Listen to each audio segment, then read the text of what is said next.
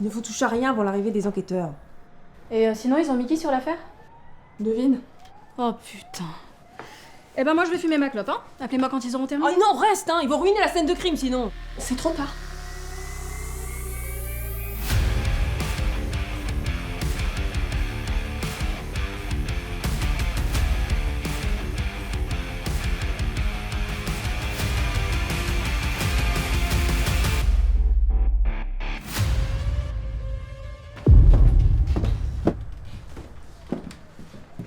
Alors, qu'est-ce qu'on a? Oh putain. Y a un cadavre ici. Y a un putain de cadavre. Sécurisez la zone. C'est-à-dire que c'est déjà fait? C'est bien petite, tu iras loin. C'est pour ça qu'il y avait des plots de marquage dans l'entrée. Voilà, voilà. Bon. Que tout le monde se taise. Il faut que nos sens puissent opérer. Je sens l'odeur du sang. La mort rôde dans cette pièce. Il y a autre chose. Une odeur acide, écœurante. C'est la litière du chat. Le pauvre Minet avait attaqué son sachet de croquettes et chiait dans une litière sale depuis 2 jours.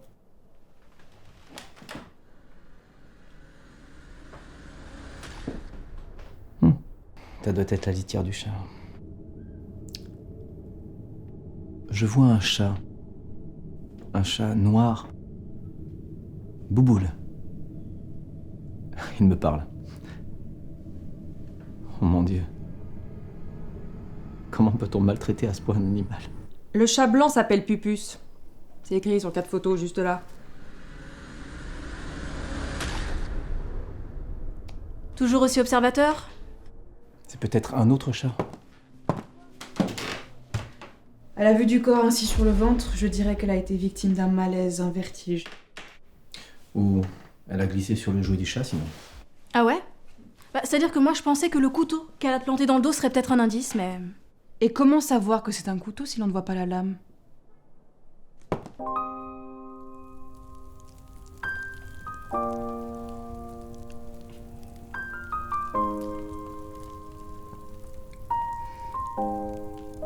Connaissez-vous l'histoire du chat de Schrödinger?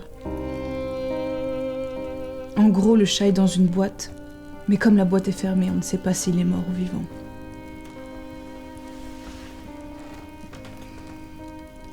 Il est donc mort et vivant à la fois. Pour ce couteau, c'est pareil.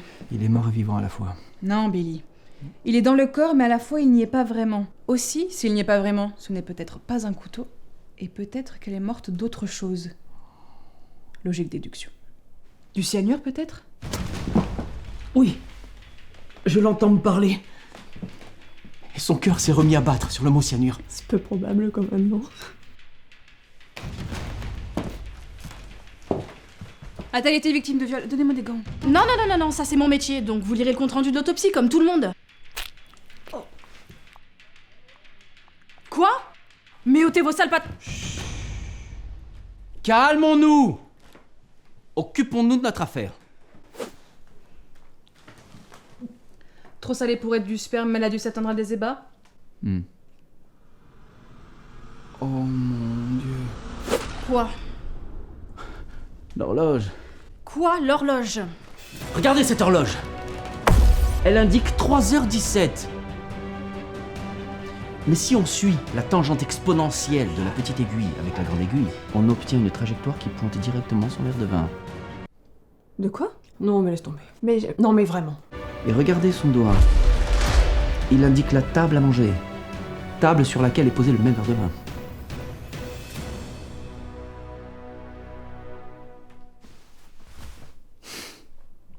Tu nous montres quelque chose.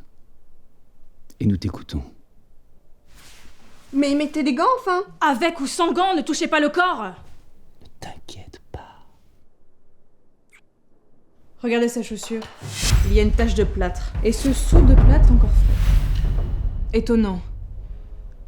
Surtout si l'on prend en compte que nous sommes très tôt dans la matinée, Et tout le monde sait très bien que ces fainéants du bâtiment n'arrivent jamais que sur les coups de 10 h du matin.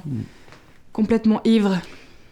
Écoutez, je sens une autre présence dans cette pièce. Roger a raison. Nous ne sommes pas seuls, on nous épie. Et ce paquet de cigarettes, Albert? Des fogs! Nous savons tous les deux très bien ce que ça signifie. Et qu'est-ce que ça signifie?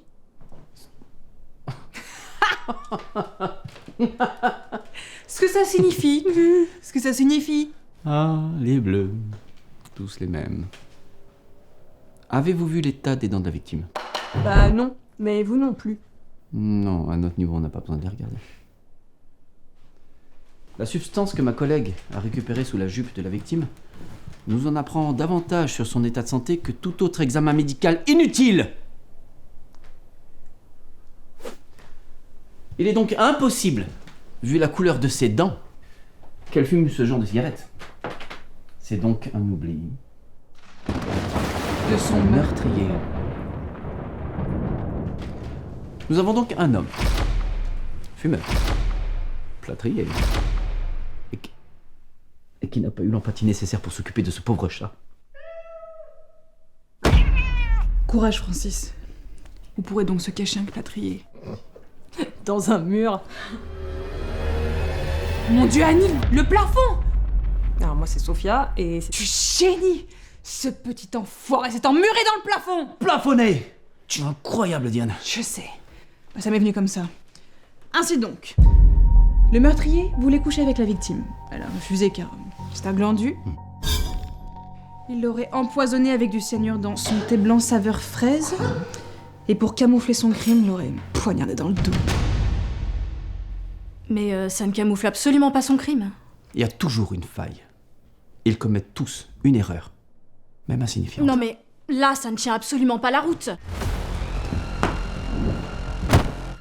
Ouvre ce plafond, je tire! Tirez pas, putain de merde, je me rends.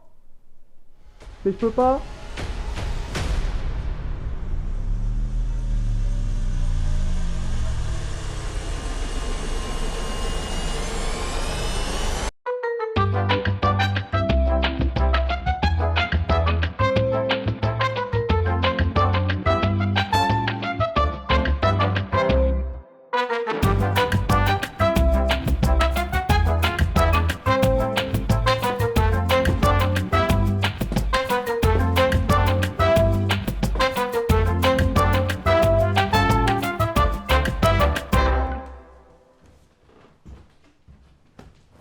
Vous auriez pas une masse?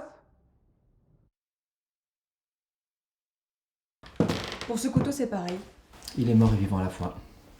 Non, Billy, il est... Pour ce couteau, c'est pareil. Il est mort et vivant à la fois. Non, Billy. Il est dans le corps, mais... C'est moi. Vous dites si je pouvais, je trouve. C'est bon, c'est la bonne. C'est sûr. Pour ce couteau, c'est pareil. Il est mort et vivant à la fois. Non, Billy. Alors, on va